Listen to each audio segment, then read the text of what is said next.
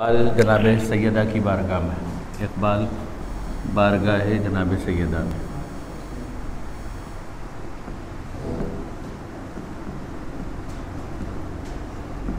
اب اس کا back ground کیا ہے؟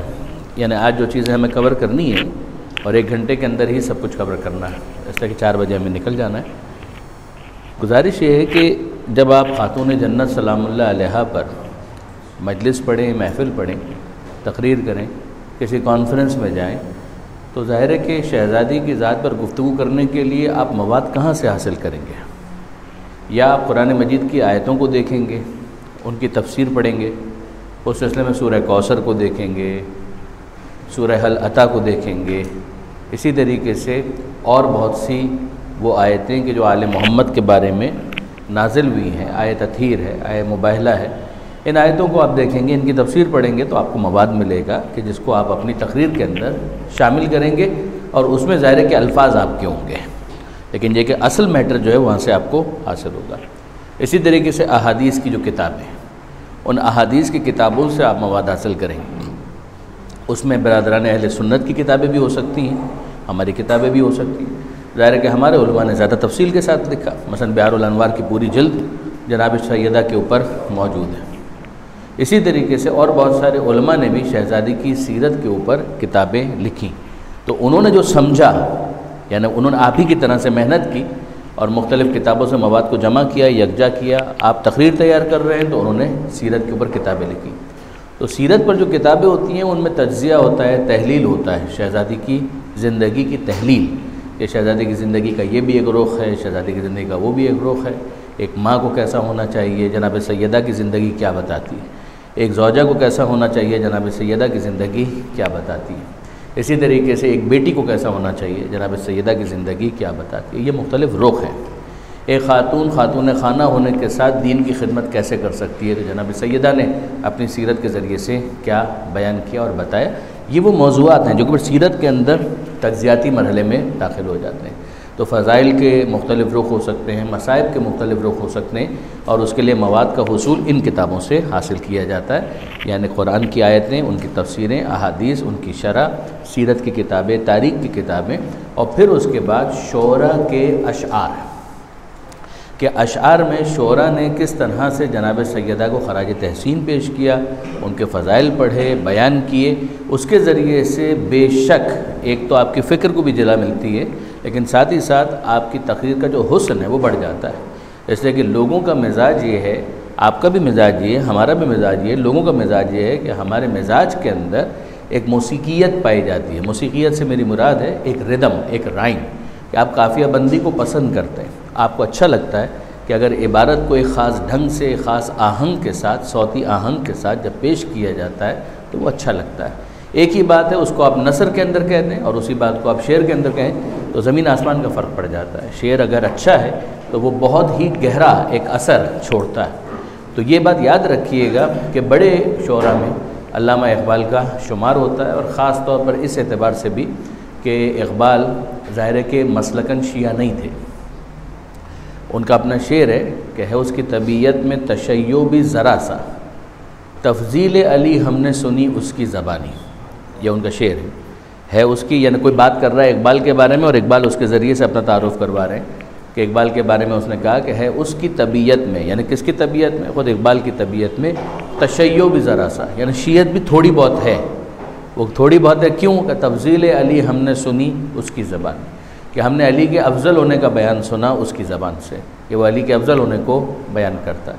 تو علی کی افضلیت کا جو عقیدہ ہے وہ کسی زمانے کے اندر شیعت کا ایک عنوان تھا، یہ یاد رکھیے گا۔ ایک تو وہ ہے نا کہ آپ خلافت بلا فصل کے قائل ہوں تب آپ شیعہ کہلائیں گے، یہ تو ایک کانسیپٹ ہے، لیکن ایک پرانے زمانے کے اندر یہ بھی رہا کہ اگر کوئی شخص مولا کو دیگر افراد سے افضل مانتا ہے تو اس کو بھی وہ شیعہ کہا کرتے تھے۔ اس پہ کتابوں کے اندر بہت کچھ لکھا ہوا ہے، کبھی اس رخ سے بھی آپ پڑھیے گا تو آپ کو اندازہ ہوگا۔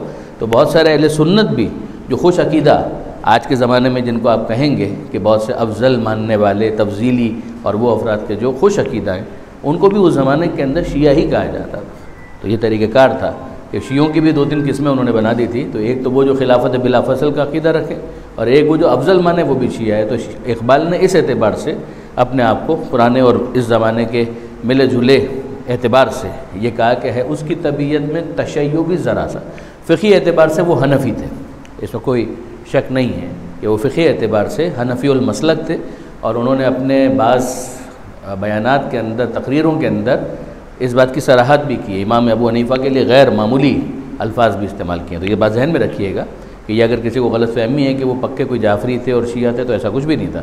ہاں لیکن آل محمد سے، اہل بیت سے ان کو عقیدت بہت زیادہ تھی، اس میں بھی کوئی شک نہیں ہے۔ تو یہ اپنی جگہ پر سمجھنے والی اور جاننے والی باتیں ہیں۔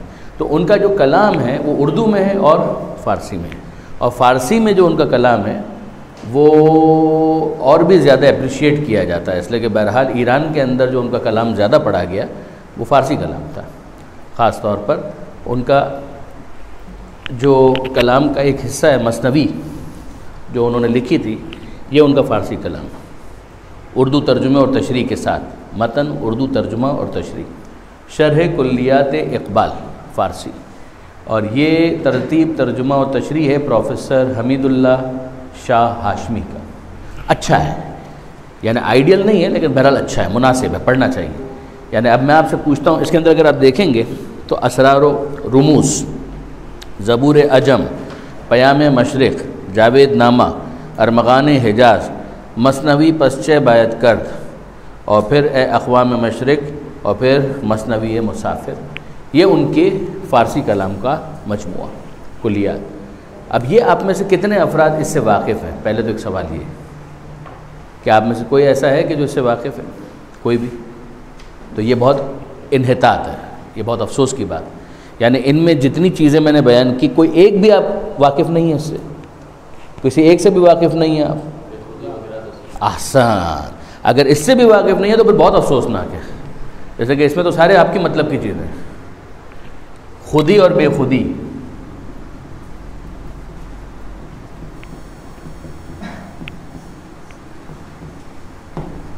جو خود اقبال کے جو فیوریٹ ٹاپکس ہیں، یہ خودی کا جو کانسیپٹ ہے نا، اس پر اس وقت ہم بات نہیں کر رہے ہیں۔ میں تو جو ایک ہمارا اس وقت کا جو موضوع ہے اس کے اعتبار سے آپ سے گفتگو کرنا چاہ رہا ہوں، لیکن یہ یاد رکھیے گا اقبال سے پہلے خودی کا لفظ اچھے معنی میں استعمال نہیں ہوتا تھا، غرور، تکبر، انا اور اس معنی کے اندر۔ پھر بعد میں انہوں نے ایک طرح سے صرف یعنی اشارہ کر رہا ہوں کہ جس کو آپ کہتے ہیں نا من عرف نفسہ فقد عرف ربہ، کہ جس نے خود کو پہچان لیا اس نے رب کو پہچان لیا، تو وہ اس تک اس کو لے کر گئے کہ اپنے آپ کو پہچان کہ تو ہے کیا، خودی کو کر بلند اتنا کہ ہر تقدیر سے پہلے خدا بندے سے خود پوچھے بتا تیری رضا کیا ہے۔ تو اقبال نے ایک طرح سے یہ نئے معنی لیے، لفظ خودی کو ایک بالکل اچھے معنی کے اندر اس کو فیسینیٹ کیا ہے۔ تو بہت ہی ایک ڈائنامک ان کا ایک تصور تھا خودی کا، اور پھر اس کے بعد بے خودی، یعنی خودی اور پھر بے خودی۔ تو ایک طرف خودی اور پھر بے خودی، یعنی خود کو پہچان اور پھر خود کو فنا کر دیں، خدا کی خاطر، لوگوں کی خاطر اپنے آپ کو ایک تو پہچان کہ تو کیا ہے۔ یعنی میں مثال کے طور پر علامہ سید علی نقی صاحب کا ایک جملہ آپ کے سامنے عرض کروں کہ وہ فرمایا کرتے تھے کہ اگر انسان یہ پہچان لے کہ وہ کیا ہے تو وہ یہ پہچان لے گا کہ اس کے خدا کو کیا ہونا چاہیے، کہ اس کا خدا کون ہونا چاہیے۔ کہ وہ اگر یہ پہچان لے کہ وہ اس پوری کائنات کا گلے سرسبد ہے تو پھر ہوگا یہ کہ وہ پتھر کے آگے سجدہ ریز نہیں ہوگا، وہ درخت کو سجدہ نہیں کرے گا، اس لیے کہ وہ کہے گا کہ میں اس سے بالاتر ہوں، خود کو پہچان چکا ہے۔ تو جو اس کا خدا ہے وہ اس سے بالاتر ہونا چاہیے۔ پھر جب ایک دفعہ خود کو پہچان لیا اور اس کے ذریعے خدا کو پہچان لیا تو خدا کے لیے اپنے خودی کو قربان کر دینا، اور لوگوں کے درمیان اس طرح سے رہنا کہ لوگوں کے فائدے کے لیے وہ اپنے آپ کو فنا کر دیں۔ اس کی شرح آپ کو اس کے اندر مل جائے گی، وہ آپ دیکھیے گا۔ تو اب اس کے بعد پھر انہوں نے جو مختلف کیریکٹرز اس کے لیے پیش کی ہیں، باتیں بہت اچھی ہیں، کچھ ایسی بھی ہیں کہ جس سے اختلاف ہوگا، لیکن یہ کہ اوورآل باتیں اچھی ہیں، پڑھنے والی باتیں۔ تو اس میں انہوں نے پنجتن کو بہت زیادہ ہائی لائٹ کیا، بہت زیادہ۔ تو اسی میں ایک حصہ ہے خاتون جنت سے متعلق، اور اس میں 19 اشعار ہیں۔ کتنے؟ جو آپ کو ہم نے شیئر بھی کرا دی۔ یعنی آئی ول اپریشیٹ کہ اگر بعد میں یہ جب اپلوڈ کریں گے آپ اس کو یوٹیوب وغیرہ پر، تو نیچے بھی اگر اس کے کسی لنک ونک کے اندر اگر ان کو شیئر کرا دیا جائے تو میرے خیال میں بہت مناسب ہوگا۔ آگے بھی جگہ ہے اگر آنا چاہیں تو یہ۔ تو اب یہ جو 19 اشعار ہیں اس وقت کا موضوع یہی ہے، اس وقت کا موضوع یہی 19 اشعار ہیں جو آپ کو شیئر کیے جا چکے ہیں۔ اور میں چاہوں گا کہ آپ خود میرے ساتھ ذرا سا آپ خود میرے ساتھ ذرا ہیلپ کریں. آپ میں سے کوئی بھی اس کو کھول لیجئے جو آپ کو شیئر کرا دیے گئے اور ایک ایک شیئر ذرا پڑھنا شروع کریں. پہلے تو ذرا ہیڈنگ پڑھیے گا. ہیڈنگ کیا ہے؟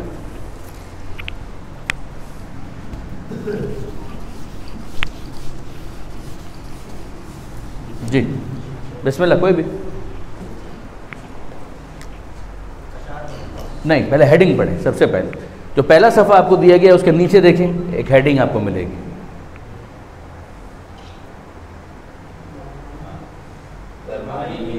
ہاں فرمائیں، کوئی ایک پڑھیں. جی فرمائیں. درمانہ این کے سیدۃ النساء فاطمۃ الزہرا سلام اللہ علیہا. فاطمہ زہرا اسوہ کاملہ برائے نساء اسلام. ہیڈنگ دیکھ رہے ہیں آپ؟ یہ ہیڈنگ خود بہت شاندار ہے. یعنی اب جو میں اشعار کہنے جا رہا ہوں یہ اس بارے میں ہے کہ سیدۃ النساء فاطمہ زہرا اسوہ کاملہ ہے.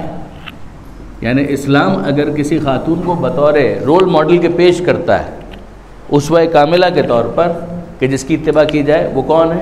وہ خاتون جنت ہے برائے نساء اسلام. ٹھیک ہے، یعنی مسلمان خواتین کے لیے رول ماڈل اسوہ کاملہ، اس کا مطلب رول ماڈل. تو وہ شہزادی کی ذات ہے. تو اب اقبال چونکہ خود اس وقت بر صغیر کے اندر خاص طور پر جہاں جہاں اردو بولی جاتی ہے سمجھی جاتی ہے، فارسی بولی جاتی ہے سمجھی جاتی ہے، تو خود اقبال چونکہ ایک بہت بڑا نام ہے، تو اقبال کا اس طرح سے کہنا شہزادی کا جو مقام ہے وہ تو ہے اپنی جگہ پر، لیکن یہ کہ اقبال کا اس طرح سے اس بات کو قبول کرنا اور انڈوز کرنا، ظاہر ہے کہ اس سے بات کے اندر ایک وزن پیدا ہوتا ہے. میں پھر کہہ رہا ہوں بی بی کی جو ذات ہے وہ اپنی جگہ انٹیکٹ ہے، مگر آپ کو بیان کرنے کے لیے جس مواد کی ضرورت ہے اس میں یہ ایک اہم حصہ بن جاتا ہے کہ ایک بہت بڑا شاعر ہے وہ اس طرح سے شہزادی کو خراج تحسین پیش کر رہا ہے. اب اس کے بعد آئیے ذرا 19 اشعار ہیں اور اس کے اندر آغاز وہ کرتے ہیں نسبتوں کے ساتھ، تقابل کرتے ہیں جناب مریم کے ساتھ سلام اللہ علیہ. تو ایک طرف جناب مریم ہے اور دوسری طرف جناب سیدہ، اور پھر اس کے بعد وہ تقابل کرے گا. بی بی مریم کا بھی کیا کہنا، بہت بڑی شخصیت، لیکن ابھی آغاز میں وہ شرف کی بات کر رہا ہے کہ یعنی مختلف رشتوں کی نسبت سے جناب مریم کا کیا شرف ہے اور رشتوں کی نسبت سے جناب سیدہ کا کیا مرتبہ ہے. پھر وہ جائیں گے جناب سیدہ کہ جو رشتے ہیں خود ان کا اپنا جو کریکٹر ہے وہ کیا ہے کہ جس کی نسبت کی وجہ سے جناب سیدہ اتنی ممتاز ہوتی ہے. پھر اس کے بعد وہ جناب سیدہ کے اپنے مرتبے اور مقام کے اوپر براہ راست بات کرتے ہیں، ان کی عبادت پر، ان کی سخاوت پر، یہ سب باتیں بھی آئیں گی. پہلا شعر مریم از یک نسبت. اچھا اب ہماری فارسی بھی ظاہر ہے تھوڑی لنگڑی لولی ہے، معذرت چاہتے ہیں. مریم از یک نسبت عیسیٰ عزیز اسہ نسبت حضرت زہرا، اسہ نسبت حضرت زہرا عزیز. یہ پہلا شعر. کمپیریزن کن کا کیا جا رہا ہے؟ جناب مریم کا جناب سیدہ کے ساتھ. یہ یاد رکھیے گا کہ جب کبھی آپ اپنی تقریر کے اندر تقابل کریں تو تقابل کا مطلب یہ ہوتا ہے کہ شہزادی کے مرتبے کو فوق بیان کرنا، ان کو ڈیگریڈ کرنا مقصود نہیں ہوتا ہے. جناب مریم معمولی خاتون کا نام نہیں ہے. جیسے کبھی کبھی ہمارے جو دوست ہیں وہ جب بیان کرتے ہیں تو وہ اس طریقے سے بیان کرتے ہیں کہ مقصود یہ ہوتا ہے کہ کسی طریقے سے ان کو نیچا کیا جائے. یہ مقصد نہیں ہے ہمارا. ہمارا مقصد یہ ہے کہ یہ کہا جائے کہ یہ بہت عظیم خاتون ہے، یہ عظیم تر ہے، یعنی ان کی عظمت کو انٹیکٹ رکھتے ہوئے ان کی بیشتر عظمت کو بیان کرنا، یہ مقصد ہے. سمجھ لیں؟ جب یہ کہا جائے کہ بھائی فلاں کھلاڑی نے 50 رن بنائے اور اس نے 100 رن بنائے، تو 100 رن والے کی تعریف کرنے کا یہ مقصد نہیں ہوتا ہے کہ 50 رن والے نے کچھ نہیں کیا، یہ 0 پر آؤٹ نہیں ہوا ہے، اس نے بھی 50 رن بنائے مگر اس نے 100 رن بنائے تو اس کی اننگز اور زیادہ اچھی ہے، یہ مقصود ہوتا ہے. اب یہاں پر اگر آپ دیکھیں جناب مریم اور جناب سیدہ ان کی بات ہو رہی ہے. یک نسبت یعنی ایک نسبت، اور یہ 3 نسبتیں. عیسیٰ عزیز، ٹھیک ہے جی.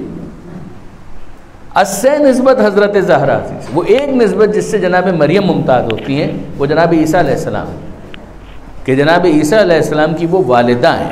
یہ رشتوں کے اعتبار سے بات ہو رہی ہے کہ وہ جناب عیسیٰ علیہ السلام کی والدہ ہیں، یعنی عیسیٰ جیسے بیٹے کی ماں ہونے کا شرف حاصل ہے جناب مریم کو. اسے نسبت حضرت زہرا سے. پھر اس کے بعد اقبال کہتے ہیں کہ مگر جب ہم خاتون جنت کو دیکھتے ہیں تو ان کا معاملہ یہ ہے کہ 3 نسبتیں ہمیں نظر آتی ہیں جو بڑی ممتاز ہیں. وہاں پر بھی جو ان کے والد تھے اچھے تھے، لیکن یہ کہ ایسی نمایاں شخصیت ہمارے سامنے نہیں ہے جیسی پیغمبر اکرم کی، ایسی نمایاں شخصیت نہیں ہے کہ جیسی امام حسن کی ہے، امام حسین کی اور مولا کائنات کی، شوہر کی نسبت سے، بیٹوں کی نسبت سے اور پھر بابا کی نسبت سے. تو یہ اچھا، اب اس کے اندر آپ دیکھیں، یہ علامہ رشید ترابی میں آپ کو سنواؤں گا ابھی اگر موقع ہوا، کہ اگر آپ غور کریں گے نا تو آپ کو نظر آئے گا کہ یہاں ہے مریم اور یہاں پر فقط زہرا نہیں ہے، حضرت زہرا. اس کو اگر آپ نوٹ کریں، یعنی نوٹ کرنے والی جو چیزیں ہیں نا وہ یہ کہ آپ اپنے مواد کو کیسے بہتر بناتے ہیں، کہ جب آپ تشریح کریں گے، ابھی میں آپ کو سنواؤں گا، کوشش کروں گا کہ 20 منٹ پہلے ہم اس کو ختم کریں اور 20 منٹ علامہ رشید ترابی صاحب کا ایک حصہ ہے وہ ہم سنیں گے جو اسی کے بارے میں. تو آپ دیکھیں گے کہ وہ کس طریقے سے اس کو بیان کرتے ہیں. 3 رشتوں کی بات ہوگی. ٹھیک ہے، اب آئیے دوسرے شعر کی طرف. نور چشم رحمت للعالمین،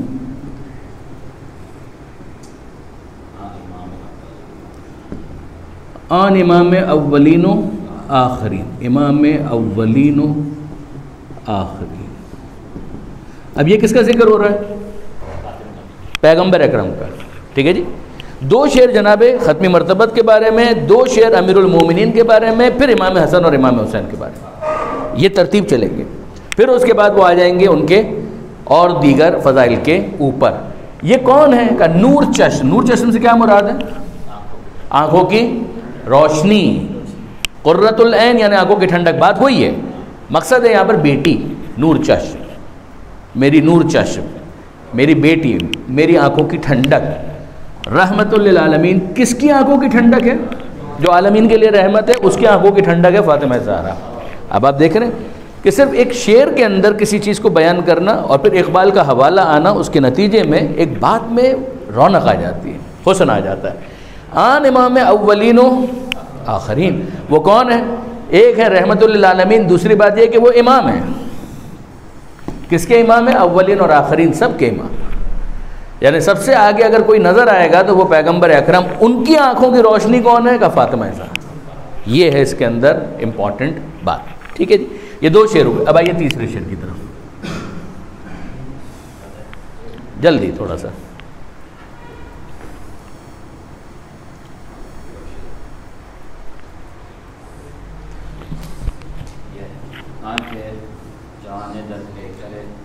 آن کے جان در پے کرے گیتی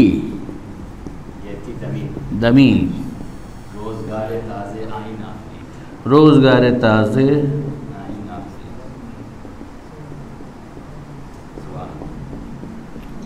اب آپ نوٹ کریں یہ کس کے بارے میں؟ یہ بھی پیغمبر کے بارے میں، رسول کے بارے میں. وہ فرما رہے ہیں یہ جو میں کہہ رہا ہوں کہ نور چشم ہے، کس کی؟ رحمت للعالمین، امام اولین و آخرین. آگے سنو، یہ نور چشم ہے اس کی کہ جس نے جان در پے کرے گیتی زمین، یعنی زمین کے اندر ایک تازہ روح پھونک کر بنجر زمین کو اس قابل بنا دینا کہ اس سے واپس فصل اگنا شروع ہو جائے.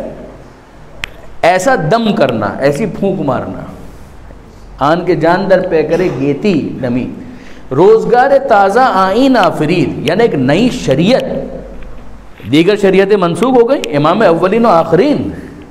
اب تو جو ہے وہ ان کے پیچھے آئے گا. خود عیسیٰ علیہ السلام بھی اسی شریعت کے پیروکار ہوں گے جب آئیں گے تب.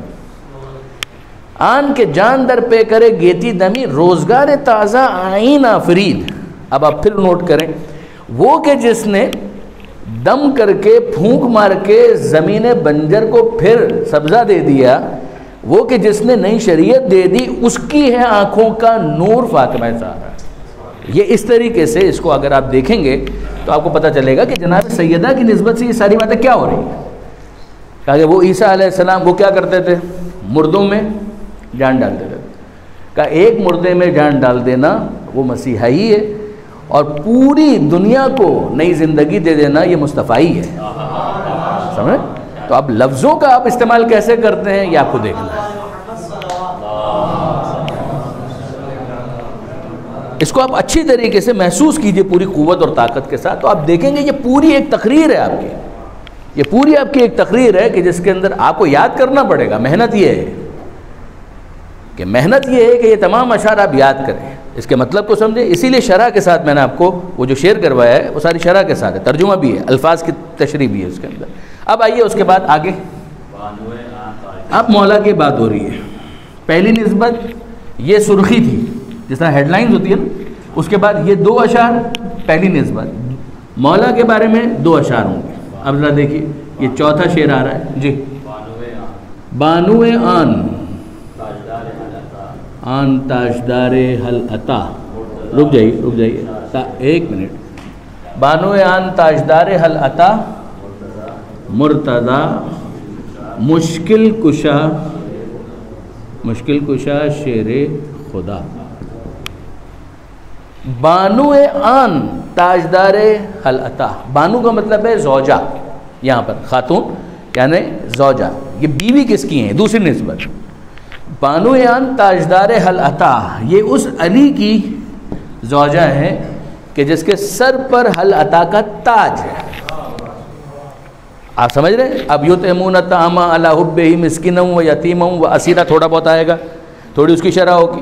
آپ 4-5 منٹ اس پہ لیں گے، پھر واپس آپ کو اس کو مکمل کرنا ہے. وہ کون ہے؟ مرتضی، جس سے خدا راضی ہے، مشکل کشا، مشکلوں کا حل کرنے والا ہے، شعر خدا، خدا کا شعر ہے.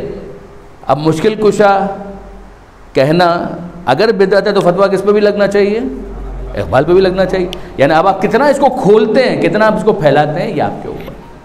مگر آپ دیکھیں عبارت کتنی عمدہ ہے. مرتضی مشکل کشا شعر خدا حل عطا کے ساتھ. مثنوی میں یہی ہوتا ہے، ہر 2 شعر آپس میں ہم وزن ہوتے ہیں. ٹھیک ہے جی، ہر 2 مصرے معذرت. اس کے بعد 5واں شعر کل بادشاہ، یا پادشاہ ہوگا یا بادشاہ ہوگا، بہرحال بادشاہ.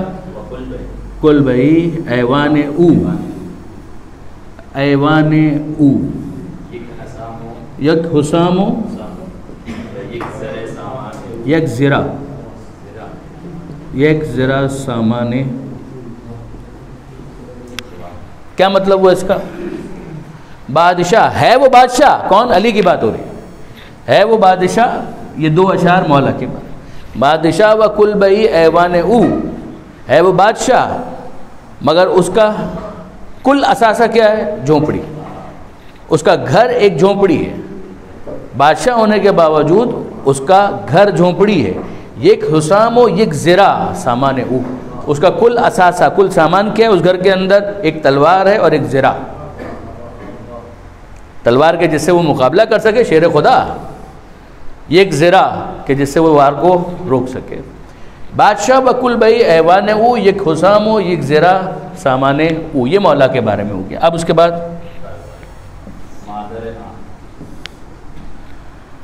مادران، مرکز پرکار عشق، مادران کارواں سالار عشق. اب یہ ماں ہونے کے اعتبار سے بات ہو رہی ہے. اس میں اگر آپ دیکھیں گے یہ حسنین کی بات ہو رہی ہے. مرکز پرکار عشق یہ امام حسن، مرکز کارواں سالار عشق یہ امام حسین. مرکز پرکار عشق، پرکار کا کیا کام ہوتا ہے؟ جس کے گرد پر دائرہ بنتا ہے نا، پرکار کی جو نوک ہوتی ہے، جو کمپس جس کو آپ کہتے ہیں، تو اس کو آپ رکھیں اور اس کے گرد پھر محور ہے یہ مادران، مرکز پرکار عشق. ٹھیک ہے جی، یعنی ایک ایسی خاتون کہ جس کے ذریعے سے ہم کو یہ سارے معانی سمجھ میں آئے کہ حسن کیا ہے، حسین کیا ہے. مادران کارواں سالار عشق. اور اگر کوئی کارواں سالار عشق ہے وہ حسین ہے، کہ اس کی ماں بھی ہونے کا شرف کس کو حاصل ہے؟ حسین مظلوم کو. یہ ایک شعر. اب اس کے بعد آپ دیکھیں گے پھر امام حسن کے بارے میں الگ گفتگو ہوگی، امام حسین کے بارے میں الگ گفتگو ہوگی.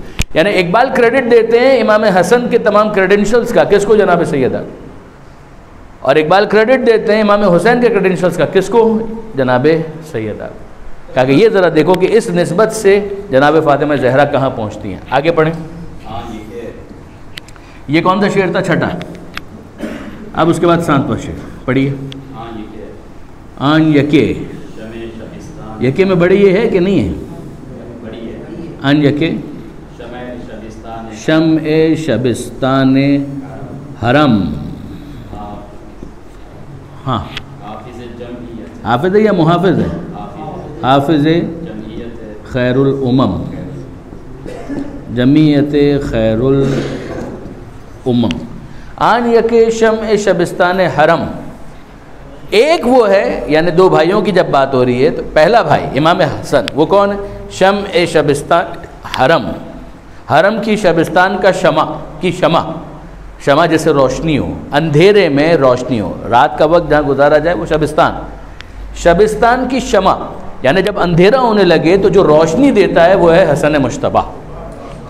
آپ سمجھ رہے؟ حافظ جمعیت خیر الامم، جس نے محافظت کی، حافظ حفاظت کی، جمعیت کی خیر الامم. ورنہ اس وقت نتیجہ یہ نکلتا کہ سب کچھ ختم ہو جاتا اگر امام حسن صلح نہ کرتے تو ظاہری طور پر بھی مملکت اسلامیہ سب ختم ہو جاتی.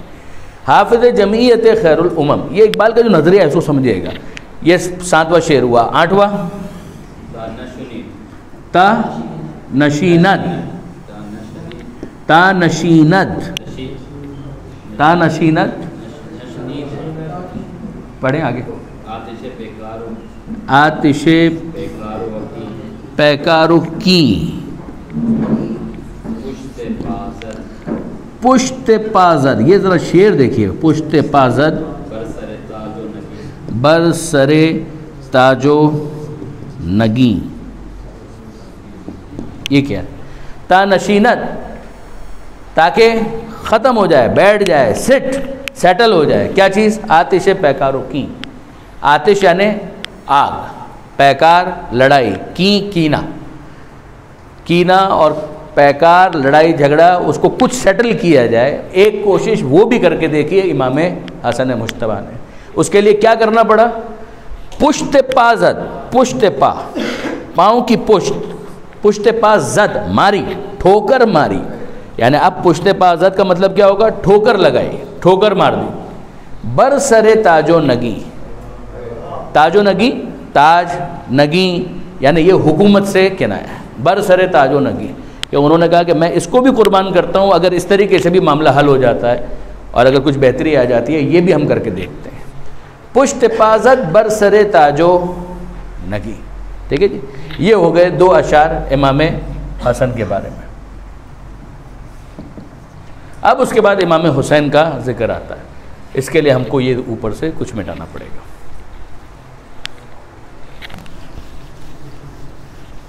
جناب وآن دگر، وآن دگر، وآن دگر، دگر میں دیگر ہے یا دگر ہے؟ وآن دگر مولائے ابرار، ابرار جہاں، قوت بازو احرار. وآن دیگر مولائے ابرار جہاں. اب یہ امام حسین کا ذکر آتا ہے. جب جیسے امام حسین کا ذکر آتا ہے خود بخود بندہ چارج ہو جاتا ہے. کتاب اقبال کے اندر بھی دیکھیں گے کہ ایسا محسوس ہوتا ہے کہ ایک شرارہ سا ہے جو لپک رہا ہے. وآن دیگر، اور وہ جو دوسرا بیٹا ہے حسین، مولائے ابرار جہاں. جہان یعنی دنیا، ابرار یعنی نیکوکار.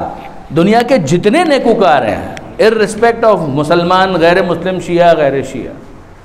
وآن دیگر مولائے ابرار جہاں، اگر کوئی جیسا بھی ہو اس کے اندر اگر نیکی پائی جاتی ہے تو جتنے نیکوکار ہیں دنیا میں ان کا اگر مولا ہے تو وہ دوسرا بیٹا. وہ کون ہے؟ حسین.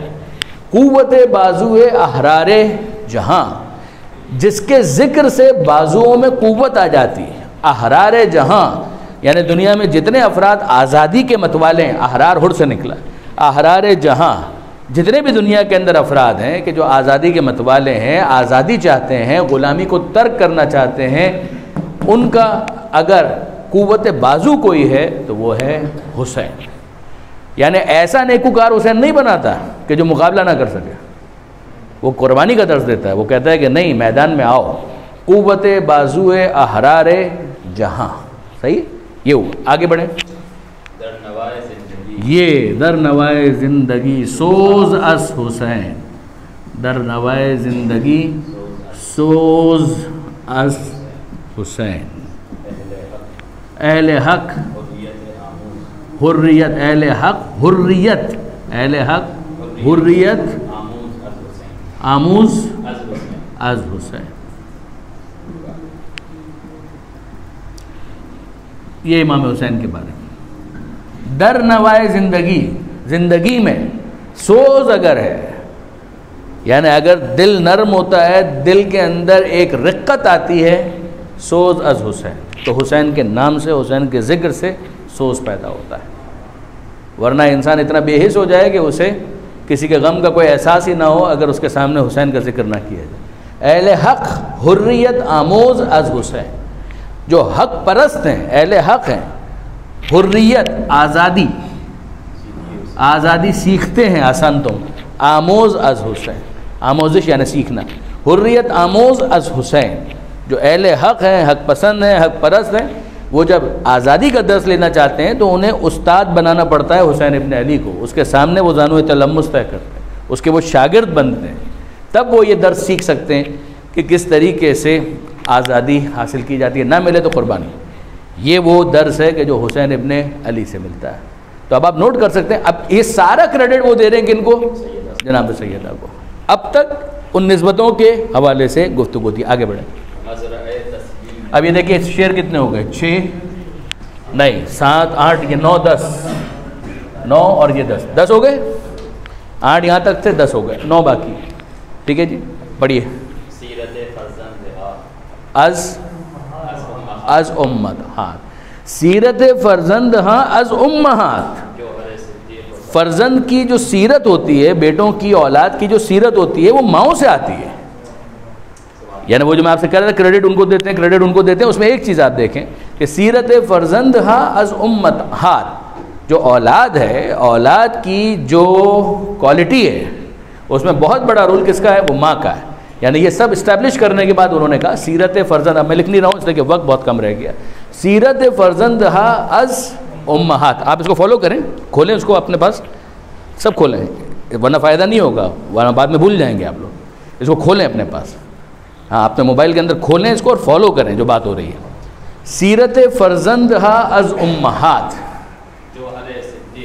صدیق غلط ہے، صدق و صفا، ہاں یہ صدیق غلط ہے، اس کو کریکٹ کر لیجیے گا۔ جوہر صدق و صفا از، یعنی اگر صدق و صفا، صفائے باطن، صدق راست باری، راست گفتاری، یہ انسان کے اندر سچائی، پاکیزگی جو کچھ بھی ہے، از امہات، جو اس کے اندر کوالٹیز آتی ہیں یہ اس کی ماں کے ذریعے سے آتی ہیں۔ ٹھیک ہے، یعنی پھر واپس اسی رشتے کی نسبت سے کہا کہ یہ حسن اور حسین کے اندر جو کوالٹیز ہیں اس کا جوہر کہاں پر ہے؟ جناب سیدہ۔ آگے، مزرع تسلیم را حاصل بطول، مزرع کس کو کہتے ہیں؟ کھیتی، احسن۔ تو مزرع تسلیم، تسلیم کی کھیتی، یعنی وہ کہ جہاں پر تسلیم سیکھا جاتا ہے، سکھایا جاتا ہے کہ کیسے خدا کی بارگاہ میں سر تسلیم خم کرنا۔ زندگی تو بہت سی خوشگوار باتوں کا نام، ہر چیز آپ کے اس طریقے سے نہیں ہوگی کہ جس طریقے سے ایک انسان چاہتا ہے۔ مزرع تسلیم را حاصل بطول، اگر اس کا کوئی حاصل ہے تو وہ جناب سیدہ ہیں، وہ بتاتی ہیں کہ کیسے انسان خدا کی بارگاہ میں سر تسلیم خم کرتا ہے۔ الاسلام ہوا تسلیم، اسلام نام ہے سر تسلیم خم کرنے کا۔ آگے، مادران را اسوہ کامل بطول، مزرع تسلیم را حاصل بطول، مادران را اسوہ کامل بطول، کہ ماؤں کے لیے اگر کوئی اسوہ کامل ہے تو وہ شہزادی کی ذات ہے۔ اب آپ واپس یاد کیجئے کہ عنوان کیا تھا؟ عنوان کیا تھا؟ نہ، اس سے بھی پہلے عنوان کیا تھا؟ اس بارے میں کہ جناب سیدہ اسلام کی تمام خواتین کے لیے اسوہ کاملہ ہے۔ تو اقبال اس بارے میں بہت اصرار کرتے ہیں کہ ماں ہونا ایک خاتون کے لیے، اور ایسی ماں ہونا، یہ اسے صحیح معنوں میں نمونہ کاملہ بناتا ہے، اسوہ کاملہ بناتا ہے۔ کہ اس کا ایک سب سے بڑا کنٹریبیوشن یہ ہے کہ وہ اولاد کیسی دیتی ہے معاشرے کو، یہ ہے۔ آگے بڑھیں۔ بہر محتاجش دلے ان گونے سوخت، ایسا ہی ہے نا، بہر محتاجش دلے محتاج بہرے نہ محتاج نہیں، بہرے محتاج دلش، محتاج کے لیے اس کا دل آن گونے سوخت، ایسے اس کا دل مضطرب ہوا، بےتاب ہوا ایک محتاج کی خاطر. سوخت کا مطلب ہے جلنا. ٹھیک ہے رکیے، محتاج کے لیے یعنی یہ وہ بیوی ہے جو گھر میں بہترین ماں ہے، ایسی تربیت کر رہی ہے، مگر اگر اسے پتہ چلے کہ باہر ایسا کچھ ہوا ہے کہ ایک محتاج ہے اور اس بیچارے کے پاس کچھ نہیں ہے، تو اس کا دل اتنا مضطرب ہوتا ہے اس کے لیے. با یہود چادر خضرا فروخت، یہ اس واقعے کی طرف اشارہ ہے. اب آپ اس واقعے کو تلاش کریں، پورا واقعہ پڑھیں اس شعر کے ساتھ، تو آپ کی پوری تقریر تیار ہے. میری بات سمجھیے گا، یعنی اس وقت صرف یہ نہیں ڈسکشن ہو رہا ہے کہ شعر کیا ہے، میں یہ آپ کی خدمت میں عرض کر رہا ہوں کہ آپ اپنے اس مواد کو کیسے وسعت دے سکتے ہیں. تو وہ خاتون کے جو گھر میں اس طرح سے گھرداری میں مشغول ہے، اگر اس کے لیے ممکن صرف اتنا تھا ایک چادر اضافی ہے، تو اس کو بھی یہودی کے پاس بیچنے کے لیے بھجوا دیا کہ ٹھیک ہے گروی رکھو بیچ دو، لیکن یہ کہ اس وقت اس محتاج کو روٹی مل جائے. بہرے محتاج بہرے محتاج دلش آن گونے سوخت با یہودی چادر خضرا فروخت. یہ واضح ہے. ٹھیک ہے جی آگے بڑھ. اب آپ نوٹ کیجئے گا، اب وہ نسبت سے آگے بڑھ گیا معاملہ. ایسے بیٹوں کی تربیت کی، ایسی بیٹیوں کی تربیت کی، یہ تو ان کا کردار تھا، لیکن اب اس کے بعد اور جو دیگر صفات ہیں جناب سید ہے، یہ سخاوت ہے. ٹھیک ہے جی آگے بڑھیں. نوری و ہم آتشی، نوری و ہم آتشی فرما برش، نوری اور آتشی اس کے فرمان کے منتظر ہیں، یعنی تصرف کائنات کے اوپر وہ ہے. نوری کا مطلب ہے یہاں پر احسان، فرشتے ملائکہ. نوری و ہم آتشی، آتشی کا مطلب جنات، یعنی جن ہو فرشتے ہوں، نوری ہو ناری ہو کوئی بھی ہو. فرما برش یعنی وہ سب کے سب منتظر ہیں کہ بی بی کیا حکم دیں ہم انجام دیں. گم رضایش در رضائے شوہرش، مگر وہ فیصلہ کرنے سے پہلے اپنے شوہر کی طرف دیکھتی ہے کہ میرا شوہر کیا چاہتا ہے. گھرداری کے اعتبار سے، خاندانی نظام کے اعتبار سے آپ نوٹ کریں کہ وہ تصرف، اور پھر اس کے بعد کہ علی کیا چاہتے ہیں. گم رضایش، اس کی رضا گم ہے، در رضائے شوہرش یعنی پوری طرح سے ایبزاربڈ ہے. صحیح ہے آگے بڑھیں. آن ادب پرورد ہے صبر و رضا، یہ اس گود کی پروردہ ہے کہ جہاں پر صبر و رضا تھا. پیغمبر اکرم کی گود اور جناب خدیجہ کی گود، کہ جہاں پر صبر و رضا، یعنی خود اس نے یہ بہت ساری چیزیں دیکھیے. ایک تو پروردگار کے ساتھ جو ڈائریکٹ ہے وہ تو ہے ہی، مگر دیکھیے اقبال کی جو فکر ہے اس کے اعتبار سے بات. آن پرورد ہے، آن ادب پرورد ہے صبر و رضا، پروردہ یعنی جہاں سے سیکھا پرورش پائی. صبر و رضا وہ ادب انہوں نے کہاں سے لیا؟ جس گود کے اندر صبر و رضا ہے. آگے آسیہ گردان و لب سرا، لب قرآن سرا، لب قرآن سرا یہی ہے نا. آسیہ گردان کا مطلب کیا ہے؟ ہاں نہ نہ ہاں کسی نے کہا، صحیح کہا، کس نے کہا؟ چکی چلانا. آسیہ گردان چکی چلانا، چکی چلا رہی ہیں. ولب قرآن سرا، اور زبان پر قرآن ہے، یعنی وہ اپنے وقت کو اس طرح سے استعمال کرتی ہے کہ اگر آج کے الفاظ میں کہا جائے کہ کچن میں کام بھی ہو رہا ہے تو ساتھ ساتھ قرآن کی تلاوت ہو. وہ قرآن جب لوری بن کر زبان سے ادا ہو تو پھر اس کے بعد حسن اور حسین جیسے بیٹے اس دنیا میں آتے ہیں. ٹھیک ہے جی. آسیہ گرداں ولب قرآن سرا. ٹھیک ہے جی آگے بڑھیں. یہ استعمال ہوا ہے، یہ لفظ بہت استعمال ہوا ہے. آسیہ گردانی اردو میں بھی استعمال ہوتا ہے، اب اتنا نہیں ہوتا، پہلے زیادہ ہوتا تھا. البتہ اس کے معنی میں بھی شاید استعمال ہوتا ہے جو آپ فرما رہے تھے. زبالی بے نیاز، گریہ ہائے او زبالی بے نیاز.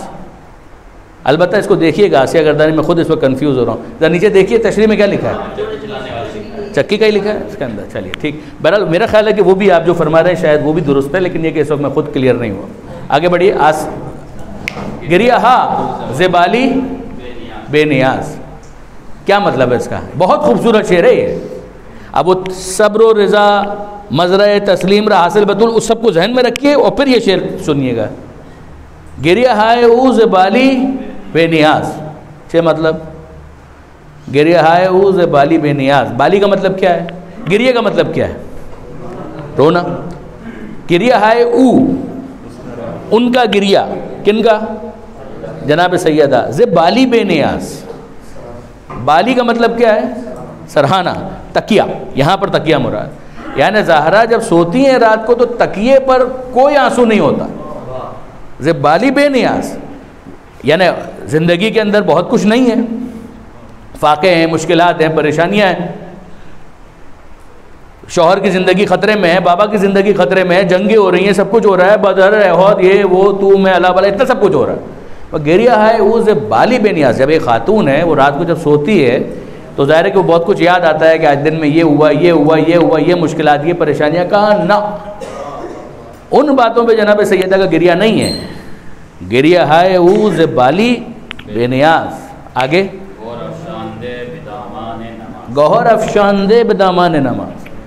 ان کا گریہ اس وقت ہوتا ہے جب وہ مصلی پر عبادت کے لیے اپنے پروردگار سے راز و نیاز کرتے ہیں. گوہر افشاندے بر بدامان نماز. گوہر کا مطلب کیا ہے؟ آنسو. مراد آنسو ہیں. گوہر کا ویسے مطلب کیا ہوتا ہے؟ ہیرے، جواہرات. تو وہ جو آنسو ہیں نا وہ ہیں جواہرات. گوہر افشاندے جب وہ مصلی پر آتی ہیں تو مصلی پر آنسو جذب ہوتے ہیں، وہاں پر وہ آنسو موجود ہوتے ہیں. ان آنسوؤں کے ساتھ کیا ہوتا ہے؟ آگے پڑھیں. اشک او برچی جبرائیل الزمین. وہ اتنے قیمتی جواہرات ہیں کہ جبرائیل عرش سے آ کر یہاں سے وہ آنسو موتی بنا کر لے جاتے ہیں، موتیوں کی طرح سے چنتے ہیں اور لے جاتے ہیں. اور پھر ہم چو شبنم ریگ بر عرش بری. جس طرح اوپر سے زمین کے اوپر شبنم گرتی ہے، یہاں سے زہرا کے آنسو جبرائیل لے جا کر عرش پر ڈال دیتے ہیں کہ یہ تیری کنیز ہے کہ جس نے تیری یاد میں پروردگار ان آنسوؤں کو بہایا. آپ فکر دیکھ رہے ہیں کہ یہ جو جناب علامہ اقبال واقعاً عاشق اہل بیت تو ہے، اس میں کوئی شک نہیں ہے. غیر معمولی الفاظ انہوں نے استعمال کیے. یہ پیک ہے. رشتہ آئین حق، یہ 19واں آخری شعر ہے. رشتہ آئین حق زنجیر پاس. ہاں نہ زنجیر غلط ہے، زنجبیر اگر غلط ہے صحیح کر لیں اس کو. رشتہ آئین حق زنجیر پاس غلط ہے، صحیح کر لیں اس کو. زنجیر پاس سے فرمان جناب مصطفیٰ. رشتہ آئین حق زنجیر پا، میرے پاؤں کی زنجیر ہے. پا کا مطلب پاؤں. میرے پاؤں کی زنجیر ہے رشتہ آئین حق، اس لیے کہ میں اسلام کا ماننے والا ہوں. آئین حق یعنی اسلام جو پیغمبر اکرم دین لے کر آئے. پاس سے فرمان جناب مصطفیٰ. مجھے پاس ہے. پاس کا مطلب کیا ہے؟ مجھے لحاظ رکھنا ہے اس بات کا کہ جو مصطفیٰ کا فرمان ہے، انہی کی بیٹی کا میں ذکر کر رہا ہوں، اور اپنی عقیدت میں زیادہ آگے نہ بڑھ جاؤں، اس کے لیے مجھے پاس رکھنا پڑ رہا ہے فرمان مصطفیٰ کا کہ انہوں نے جو آئین حق دیا ہے وہ میرے پاؤں کی زنجیر ہے. ورنہ میں یہ بھی کر جاتا. کیا کر جاتا؟ ورنہ گرد تربتش گردی دمی. ورنہ میں ان کی قبر کے گرد طواف کرتا. میں فاطمہ زہرا کی قبر کے گرد طواف کرتا. سجدہ برخا کے او پاشی دمی. میرا بس چلے تو میں فاطمہ زہرا کی قبر کو سجدہ کروں. وہ کہہ رہے ہیں رشتہ آئین حق زنجیر پاس. مگر ظاہر ہے کہ میں خود سیدہ کو ناراض نہیں کر سکتا، سیدہ کے بابا کو ناراض نہیں کر سکتا. مجھے معلوم ہے کہ عقیدت کے اس اظہار پر وہ ناراض ہو جائیں گے، اس لیے میں یہ کام نہیں کروں گا. ورنہ حق یہ ہے کہ جناب سیدہ کا مرتبہ اور مقام اس سے بہت بلند ہے جو میں نے سمجھا. یہ وہ اس کے اندر کہنا چاہتے ہیں. یہ 19 اشعار ہیں. ان 19 اشعار کو آپ کو یاد کرنا ہے. ان ایام کے اندر آپ کہیں نہ کہیں اس کو یاد کر کے اس شرح کے ساتھ اور اس شرح کے ساتھ جو آپ کو خود سمجھ میں آتی ہے کتابوں سے آپ نکالیے. بہت مواد ہے اسی پر، بہت مواد. یہ چیزیں موجود ہیں. اس وقت تو ہم آپ کو متوجہ کر رہے ہیں کہ یہ چیزیں موجود ہیں، متوجہ کر رہے ہیں کہ آپ اس کو سنیں اور اس کے ذریعے سے اپنے مواد کو بہتر بنائیں. اب ذرا سا جتنی وقت میں گنجائش ہے میں آپ کو ذرا علامہ رشید ترابی صاحب کے الفاظ میں اس کی شرح سنواتا ہوں. اس کا لنک آپ کو ہاں جی ہاں انہی اشعار یہ جو آپ کو لنک دیا گیا ہے اس میں 44 منٹ 44ویں منٹ سے یہ خود علامہ رشید ترابی تقریر کر رہے ہیں امام حسن پر. ایکسلنٹ. عجیب بات یہ ہے کہ اس وقت انہوں نے ایک اشرہ پڑھا تھا, اس اشرے پر بعض اعتراضات ہوئے تھے, اس اعتراضات کا جواب دیا تھا امام حسن کی مجلس میں, اور امام حسن کی مجلس میں انہوں نے اعتراضات کے ضمن میں اس پوری مثنوی کو پڑھا تقریباً اور اس کی شرح کی. تو ذرا سا اس کو دیکھیے اور سننے کی کوشش کیجیے گا.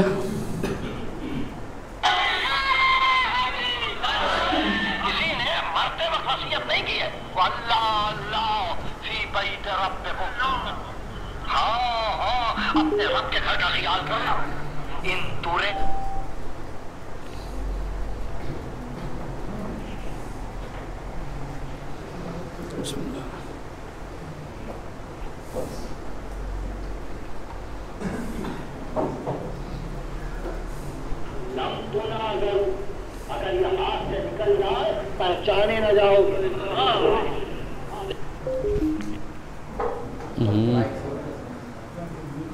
ہاں اس کو مائک کے ساتھ کنیکٹ کر دیں, وہ زیادہ بہتر ہے.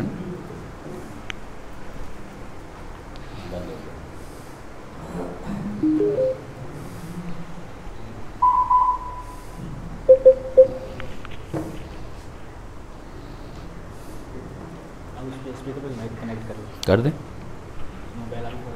ہاں اس سے کرنا ہے کنیکٹ. ہاں تو وہ تو زیادہ بہتر ہو جائے گا. ٹھیک ہے تو پھر یہ ہم بند کرتے ہیں اس کو یہاں سے. بلوٹوتھ سے ہو جائے گا. تو پھر ایک زحمت کریں, آپ کے پاس ہے نا یہ, پر اس کو کھولیں.